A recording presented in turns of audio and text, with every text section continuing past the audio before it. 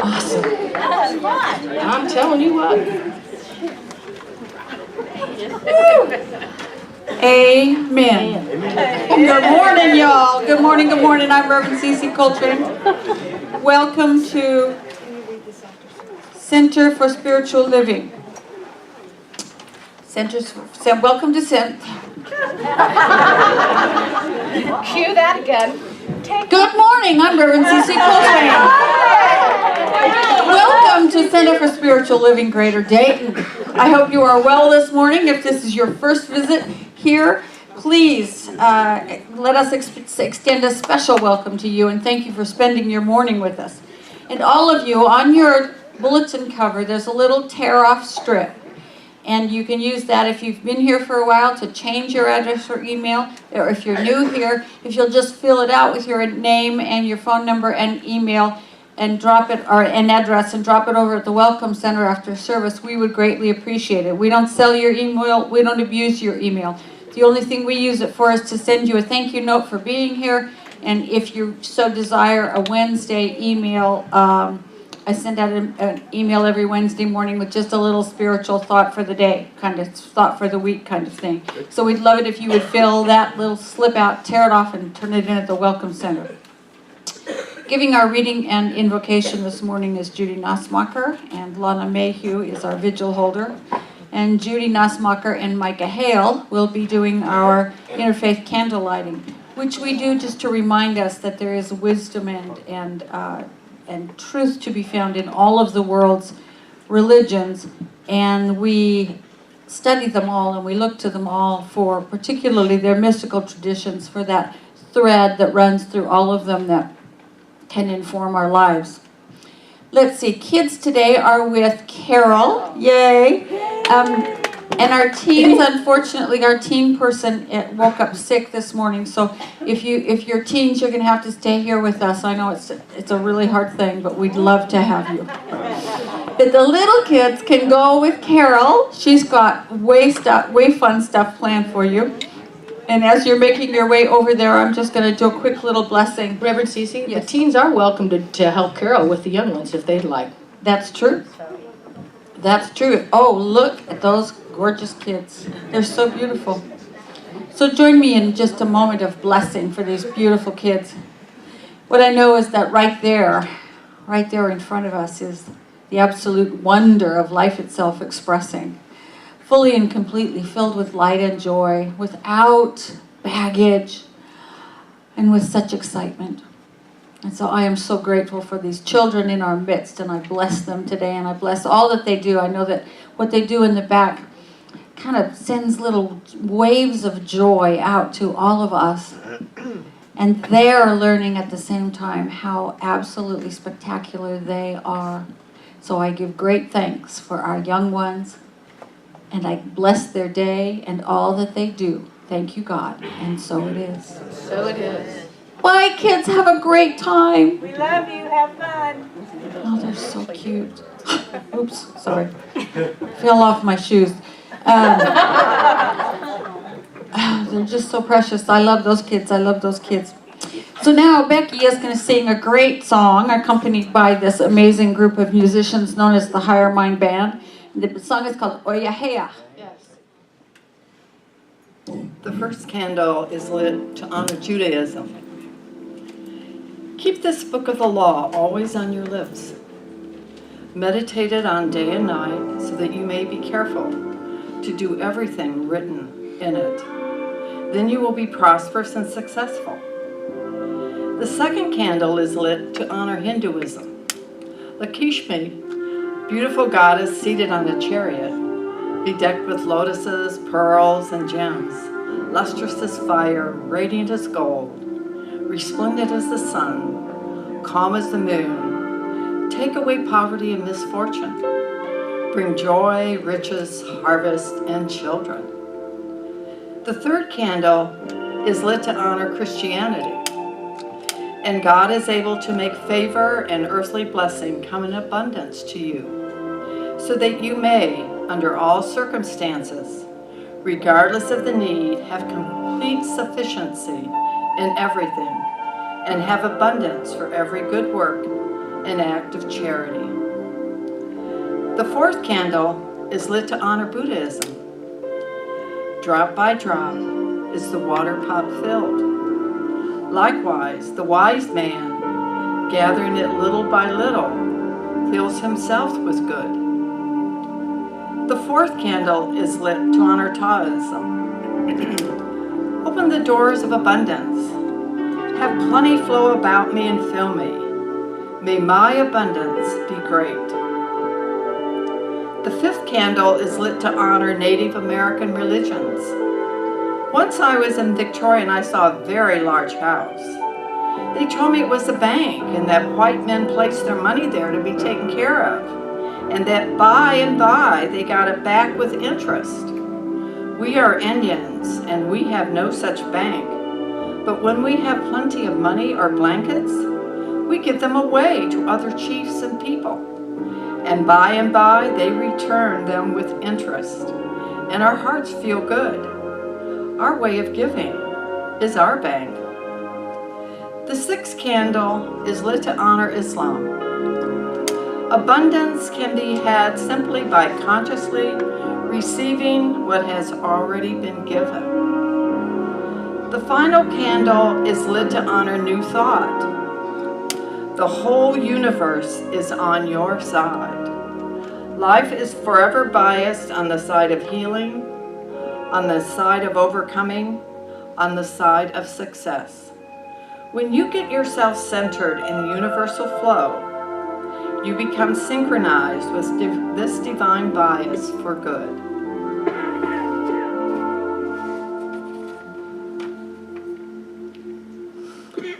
Our reading today is by Melanie Beatty. Gratitude unlocks the fullness of life. It turns what we have into enough and more. It turns denial into acceptance, chaos to order, confusion to clarity.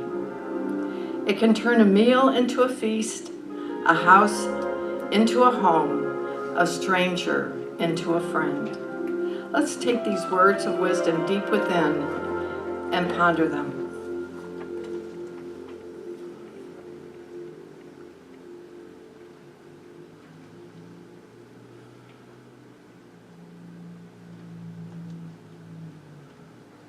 I know that the energy of God is surrounding this building, this community, and everyone that is here today with love.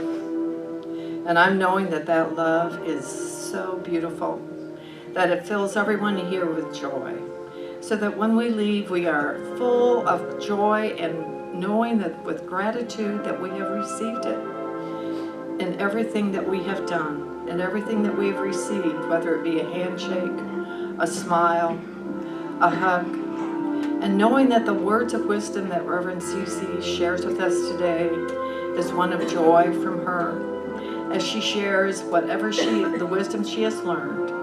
And I'm grateful to know that. I am grateful for the Higher Mind Band, for the people who volunteer here, for all the practitioners. And I'm knowing that all is in divine order, and so I say thank you for this and know that it is, and so it is. So it is. So, some of you are old enough to remember that old Peggy Lee song, Is That All There Is? No, not old enough, huh? I think Bette Midler recorded it after that as well. I liked her version better, but I've been a big Bette Midler fan forever. The song is about disappointment bordering on despair. The singer's asking, is that all there is to life?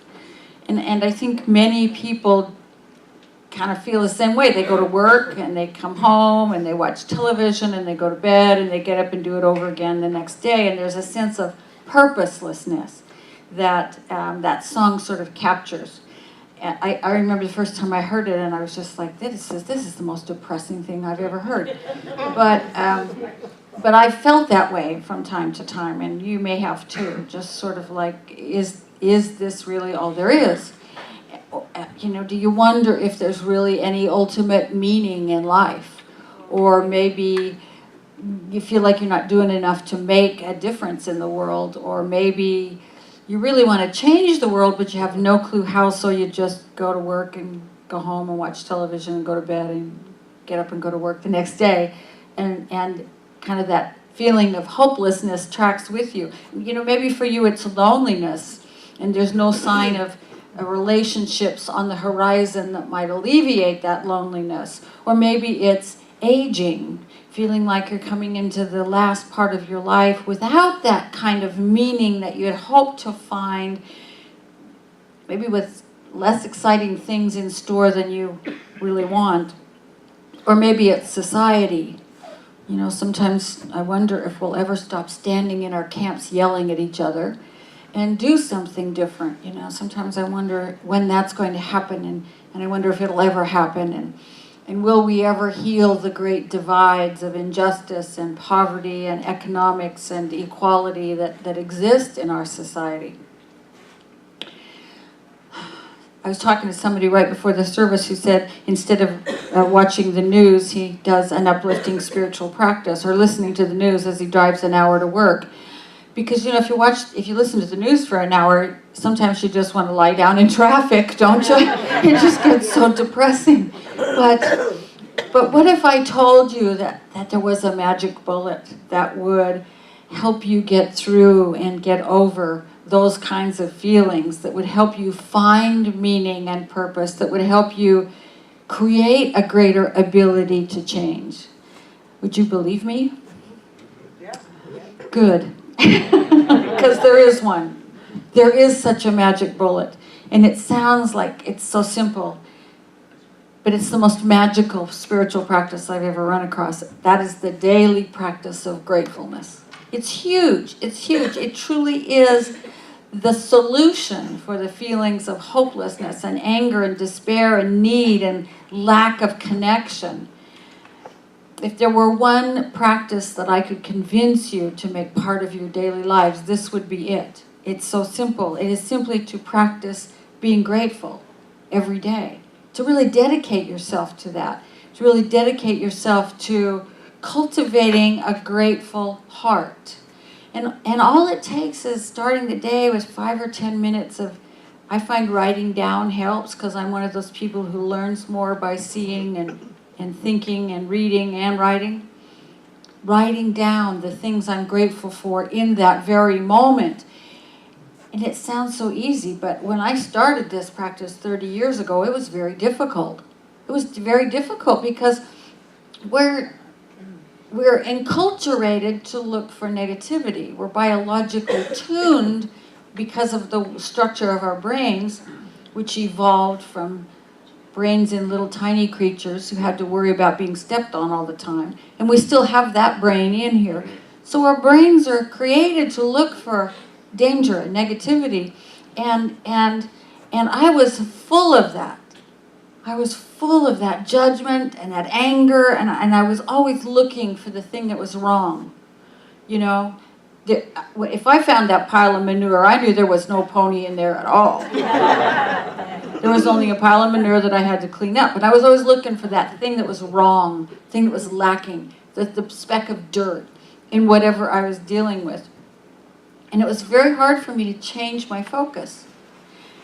But after just a couple of weeks of practicing gratitude on a daily basis, I woke up anxious to make my list for the day.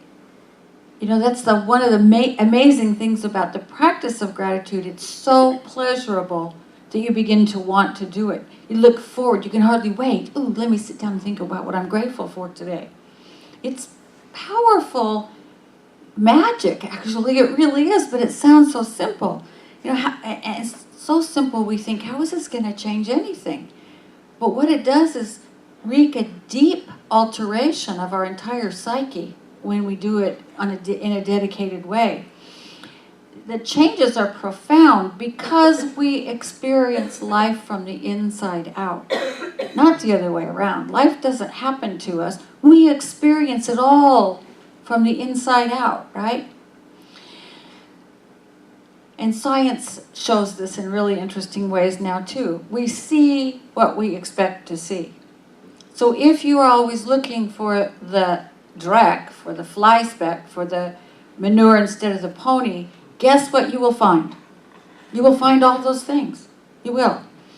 If, however, you spend your time looking for things to be delighted about, to be grateful for, you will find more of them every single day.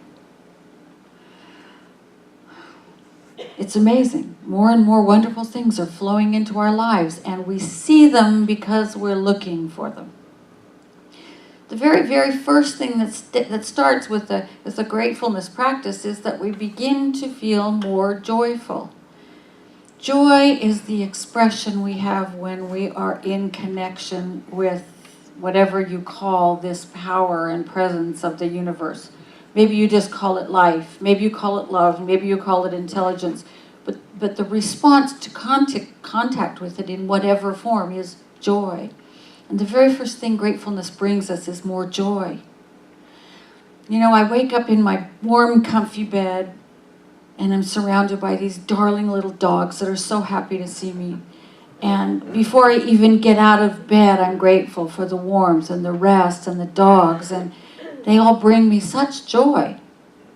Before I even get out of bed, and then I get up and I have this wonderful, remember the cartoons? The smell, a little finger of mist that lures you to the kitchen. Well, it's kind of like that because my wonderful husband, who also brings me joy, has just brewed me a perfectly brewed cup of coffee. And he does this every morning, and it just entices me out to the kitchen, and I take a sip, and I'm so grateful. It brings me joy as well as waking me up. My husband brings me joy. Coffee and Mark. Joy in the morning. You know, and when I think about this community and the people in it and the changes that happen when people become part of this community, they change and the whole community changes. It brings me enormous joy to watch somebody go from sort of unhappiness and despair to living a fuller, happier life. It's joy I can't even articulate. It's huge. You know, some mornings I walk out the door just at the right time and the sky is pink and coral just before the sun comes out. Ooh, I love those mornings. That brings me joy. I just stop and I'm grateful for that little corally pink morning sky. And whenever I'm out in nature, I'm grateful and I'm joyful because of it. The first product of cultivating gratefulness is joy. And all of us can use more joy, right? Yeah. And the second product is connection. Gratefulness is a process of giving and receiving thanks. You know, you can give thanks, but there has to be a receiver somewhere. You're connected. You know, for the pink and coral mornings, God receives my thanks. For much of my gratefulness, God receives the thanks. But others also. I know I thank my dogs for the joy they bring me with letting them lick me. And I have one that she's like just a little tongue with fur. You know, she's like all over me in the morning. And she loves to lick. She just loves to kiss me. And she's darling too, so, you know. But, I mean, I care for them, and I give them good food, and I take them for walks, and I give them treats, and I play with them because I'm grateful for the joy they bring into my life. You know, I thank Mark for the coffee. He's the receiver of those thanks, and I'm the receiver of the coffee. It's a cycle of giving and taking. And when one of you thanks me for something I've said or done, my heart receives those thanks. And when I thank someone for something they did for me, they receive thanks from me. There is a man that if you haven't read, I highly recommend. His name is Brother David Steindl Rast. He's a Benedictine monk. And he's pretty much dedicated his whole life to this idea of gratefulness as spiritual practice and spiritual growth. And he wrote, "The interdependence of gratefulness is truly mutual. The receiver of the gift depends on the giver, obviously. But the circle of gratefulness is incomplete until the giver of the gift becomes the receiver of thanks. When we give thanks, we give something far greater than the gift we received, whatever it was. The greatest gift one can give is thanksgiving. In giving gifts, we give what we can spare. but in giving thanks we give ourselves. One who says thank you to another really says we belong together. Giver and thanksgiver belong together. The bond that unites them frees them from alienation. And he asks a question. He says, does our society suffer from so much alienation because we fail to cultivate gratefulness? I don't know the answer to that question, but I do know that when I give thanks for what I've received, I feel less alienated. I feel more connected. I feel more in tune with you and more in tune with all of it. And when I receive thanks, I again feel not alienated, but connected and more in tune with all that is. Gratefulness points us towards connection with one another. And the third product of gratefulness is generosity. Because when we begin to realize that giving and receiving thanks connects us, we're more likely to give. We give thanks more easily to those who are good to us, who are kind to us. Whether they give us a meal or give us a smile or hold the door open for us or whatever it is, we give because we know that giving is part of this cycle of connection, this cycle of giving and receiving. So, we might give a little extra money or a little extra time, or we wait and hold the door for someone because we can, or we buy lunch for someone we love. So we're giving and we're receiving the whole time. And our sense of connectedness is increased by that. And our sense of connectedness brings us even greater gratitude and more joy and more connectedness. And it sort of goes on and on and on like a cycle together. It's something that lifts us up on a moment-to-moment basis. Here's the magic part of gratefulness, I think. Gratefulness brings us into a sense of being surrounded by good right now. Right now. Not sometime in the future, but right now and right here. It brings us to the place where we begin to believe in the good that's already in our lives, to recognize it and to enjoy it. One of the things we learn from our society is to be trapped in the cycle of someday my good will be here. We could write a song, someday my good will come. We put it out into the future. Someday I'll be surrounded by good. Gratefulness reminds us that we already are. We already are surrounded by it. Because if we keep our good always out there somewhere, we never experience it. We never experience it. Keeps us apart from it. Keeps us separate from it. But if we take the time to be grateful for what's here now, the good that's already there comes into our full comprehension. That's another one of the things that changes in our psyche. We realize right now I have a healthy body. I can be grateful for that right now. I have the joy of 2 wonderful dogs and a great cat and a fabulous husband and an amazing community and people I work with that are just exceptional, and pink and coral sunrises and all of that right now. And I can let that good happen right now. That right nowness is what moves us into a different state of consciousness. It's the one where we see what's really great already in our lives. And that little shift,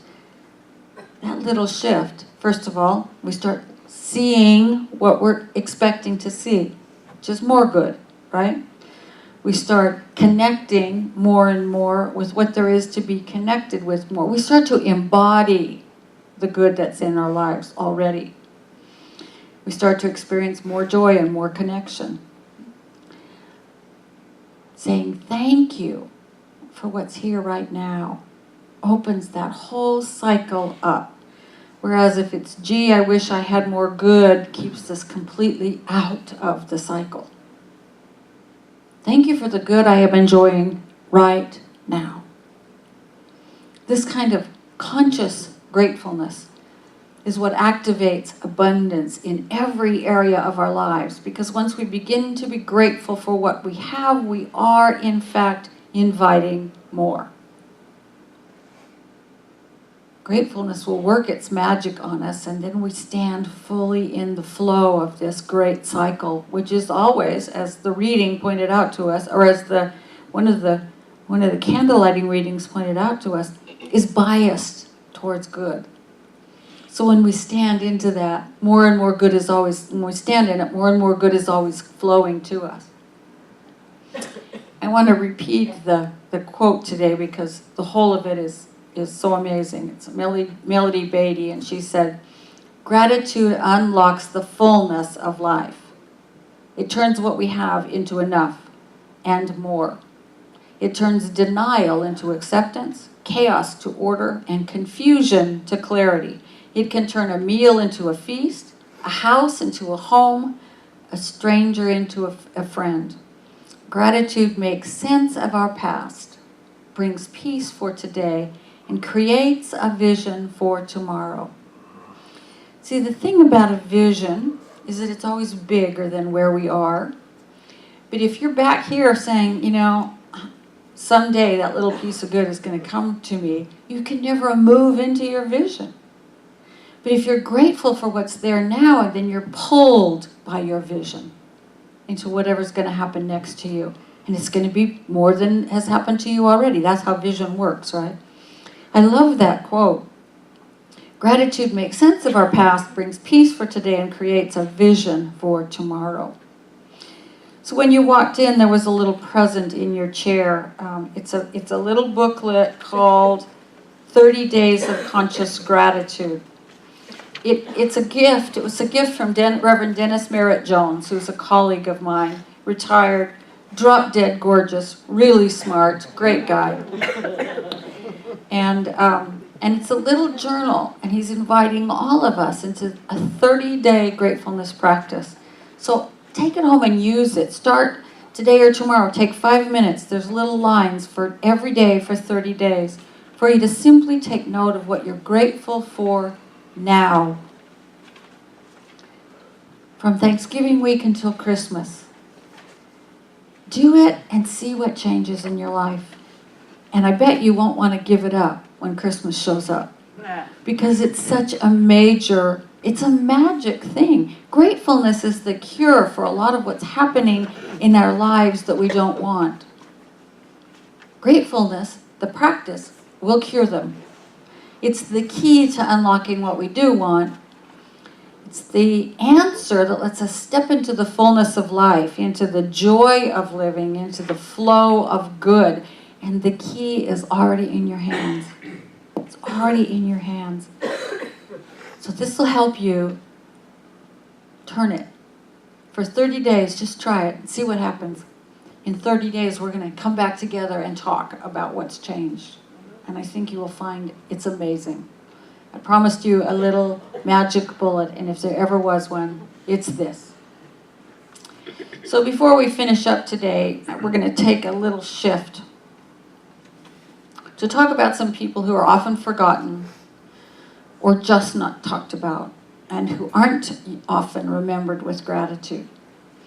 Tomorrow is the Transgender Day of Remembrance, 2017. And so let's talk about that for a minute. Because I'm so incredibly grateful for every brave transgender person I have ever known.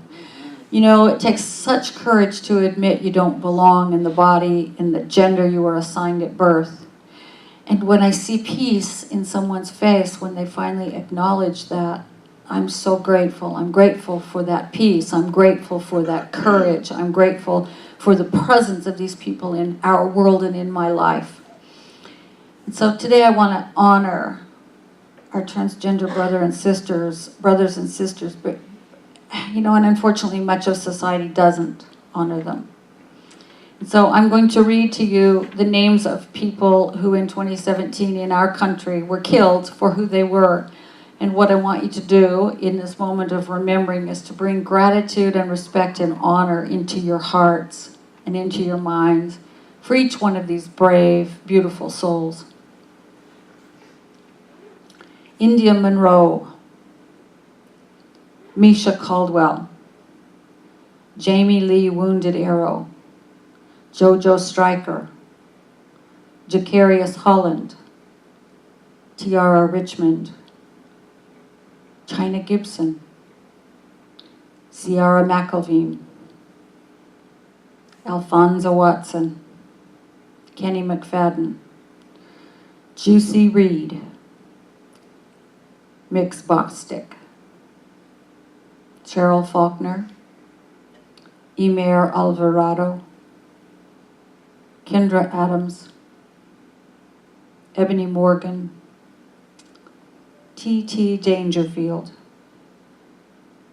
Guinevere Riversong, Kiwi Herring, Bubbles Torres,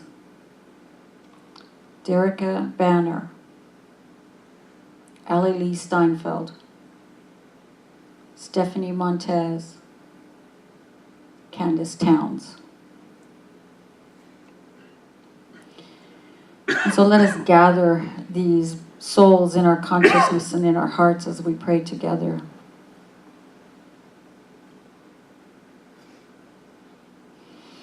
What I know in this moment is that life is eternal,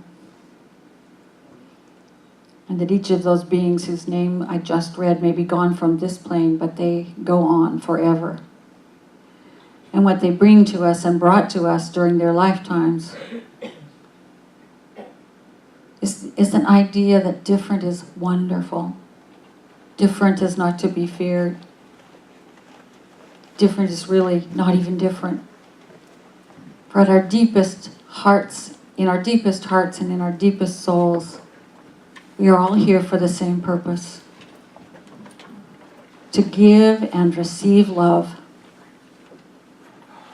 And so right now I let myself be filled up with love. I tap into that unconditional, infinite loving love of the universe. That spirit, that power, that presence that is unconditional love. I realize that it is all there is, and that it flows through and in and as each one of us, as this community, as all life, as all creation. And so I just feel that wellspring of love deep within myself, and I let it bubble up and over until it fills every part of me. And it is from this place of love that I speak a word of gratitude for each of these individuals. Gratitude for their lives, gratitude for who they are, for the diversity they brought to the world, the diversity they bring to this universe. And I speak a word for each one of us here, knowing that we step forward into life with a deeper sense of gratefulness than ever before, beginning with that person we see in the mirror in the morning. We can start with gratitude for ourselves, the amazing body we live in, the amazing brain that we have to use, that is the tool of our consciousness, the amazing spiritual beings that each one of us is. Grateful for that. Grateful for the love. Grateful for the love that is the glue for this community. Grateful for life and all that it brings. And as we allow that gratitude more and more and more into our lives, we begin to realize in a way larger and more profound than ever before that we are here simply to show up as a manifestation of the divine. We are here simply to show up as love, as joy, as connection, as abundance, as gratefulness. And so we simply say yes to that. We let it flow through us and in us and from us out into our world. And it is that force, my friends, it is that force that changes everything. As we shine the light of gratitude and joy and connection and love out into our world, people see it and they are changed. And as more and more and more of us begin to practice being grateful every day of our lives, we simply increase the light, the joy, the love that is present in this world, so that we may move someday into a space where no one suffers for who they are, where we don't stand in our camps and shout at one another, but rather see each other with gratefulness, so that we simply say no more to the problems that exist in our world or seemingly exist in our world, those problems of injustice and inequality and bigotry and anger and all those other things that stand between one person and another, connecting in gratefulness. And so I am grateful for this time we have together. I'm grateful for everyone who is here, everyone who is part of this community, and I'm grateful for life. Thank you, Infinite Spirit, for this thing called life, where I get to learn every single day what new thing I have to be grateful for today. And so in deep gratitude, I surrender all of this to that which is. I know that it is already so in the universal mind, that which never says anything other than yes to us. And I hear that yes resounding in me. And so gratefully we say together, and so it is.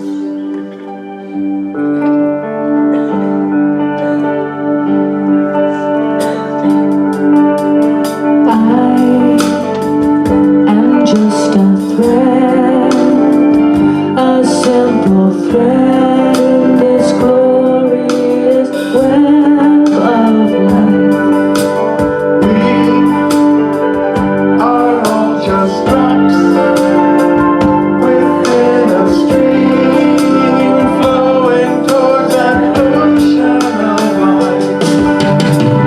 We may forget where we come from. We may forget where we're going to. I might not see that you're a reflection of me as much as I'm a reflection of you.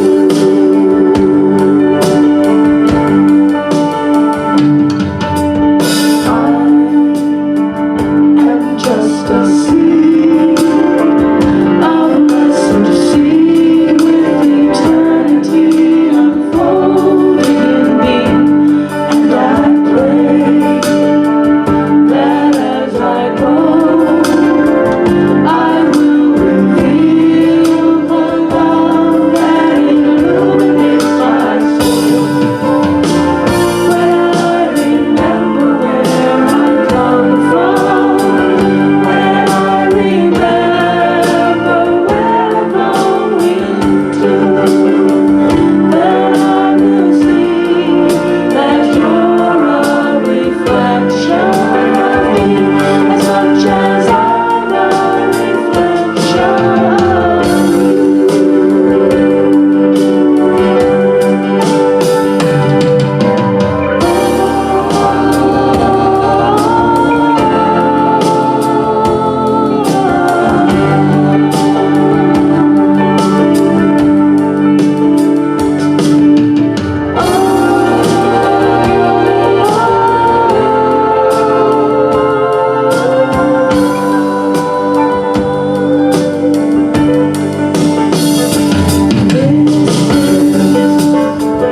my simple prayer. May I become a reflection of the infinite one. This is my simple prayer. May I become a reflection of the infinite one. This is my simple prayer. May I become a reflection of the infinite one. This is my simple prayer. May I become a reflection of the infinite one.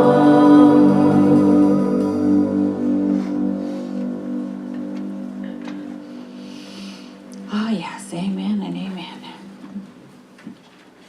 We now have an opportunity to give in support of this spiritual community. We've been talking for a while about being in a different place than we were last year, and I said, I calculated it out and told you last week that if each one of us gives $6.41 more each week, the center would be in the black. So I rounded it up to 7. There's my extra for this week. And I just want to remind you that giving and receiving are the two halves of that infinite cycle of life. Gratitude is the thing that moves us into and then balances that cycle out for us. So let's just take a moment to count our blessings. What are you grateful for in this very moment? There's so much. And take your gift in your hands and your heart and know with me and affirm with me, I am joyful. I am joyful. I am free. I am free. I am grateful. I am grateful. I give with gratitude. I give with gratitude. And I say yes. And I say yes. To all the good that life has to offer. To all the good that life has to offer. And so it is. What? Every week, our band rocks. They certainly do. They're amazing. Let's see. First of all, I just want to tell you that if you didn't come to bingo last night, you really missed something fun. It was really fun. We laughed really hard, and we played a lot of bingo. We had a lot of winners. Thanks to everybody who participated, and a special thanks to Kelly O'Keefe and Kim Smith for sort of spearheading and putting everything together. It was fun. We will do it again with bigger, better prizes, so don't miss it next time. As something really exciting, we're giving you lots of advance notice. There is a little flyer in your bulletin for In the Light of the Beloved. This is our very own mini Asilomar conference here in the Midwest. April 26th through 29th at Shawnee State Park Lodge in Portsmouth. Our community spiritual leader, Dr. Ken Gordon, will be here for the keynote. The music's going to be off the charts, and the speakers and presenters will be amazing, and it's regional. So we're going to have people from Chicago and Tennessee and Ohio and all around us. So it's going to be really, really wonderful. Mark your calendars and start saving your pennies now. Mark Anthony Lord is coming down, is going to help me with planning the Friday, the day on Friday, and it's going to be amazing. Don't miss it. That's all I can say. So here's your date keeper and your registration link, so pay attention to that. You can still place an order for Rory the Lion or one of the Avon gift grooming packs that are being, half of the proceeds come back to the center, and you can either buy it for your own gifting or you can donate it back to the center for us to give to teens or kids at Christmas. If you bought one already, they were supposed to be here by today, but we've had a little glitch. So if you need it before next week, please see me after the bulletin and I'll put you in touch with the person who has it. But you can also still buy them for our Christmas trees and our giving to, I think one of them is a shelter and the other one is a program for teenagers who are having just a really hard time in life. So that's one of the things we're participating in as community service this Christmas. Take a look at the back page of your bulletin insert as well for all that's coming up. There's a whole bunch under the calendar setting. There's always something going on here. So you can also check our calendar online, which is a Google calendar. And who doesn't have Google? Who doesn't live by Google these days, right? If you would like prayer for anything at all after service, our licensed practitioners would love to pray with you, and you can talk to any of them who have the blue or the white prayer stole on. Just ask for prayer, and they will find a corner to pray with you. What they're extremely good at is being able to see that highest truth, even when all you can see is the manure. They'll find the pony for you, let me put it that way. They help you find the pony. They help you see the good in what's going on, even when you can't. And so their gift to you on Sunday is a 1-minute miracle, we call them, of prayer. You can also put a written prayer request in the chest by the main door there, or you can call our prayer line, which is on the back of your bulletin cover. I think, we have a couple of cats who need homes. If anyone is looking for, can take two, it's a bonded pair. They've been bonded for life, and it'd be best if they were the only cats inside. They are indoor cats. So one of them is blind, but they're other than that, they're just great cats needing a good home. So if you have any questions, you could talk with Michelle or Micah Hale. They're the contact people for these beautiful critters. Mama and CAT are their names. I think that's it, except to remind you that hugs are an expression of love and a great example of giving and receiving. Besides, they're good for you. So get lots of hugs before you leave, please. And thanks to everybody who made today's service happen. Thanks to all the ushers and the greeters and the practitioners and the welcome team and the Higher Mind Band, as always. You guys rock, you do. You just rock. And all of you. So let's stand for our closing affirmation, and after that our closing song, which is I Trust in God. That was last week, wasn't it? No. Oh, okay. When you pout because it's not the closing song you wanted, that's not a bad thing, right? Oh, so note with me, right now I am grateful. I am grateful. I count my blessings. I count my blessings. I see my blessings increase every single day. I see my blessings increase every single day. I feel more joy, I feel more joy, more connection, more connection, and more gratitude. and more gratitude. Life is beautiful, Life is beautiful. and so it is. So it is. Love you.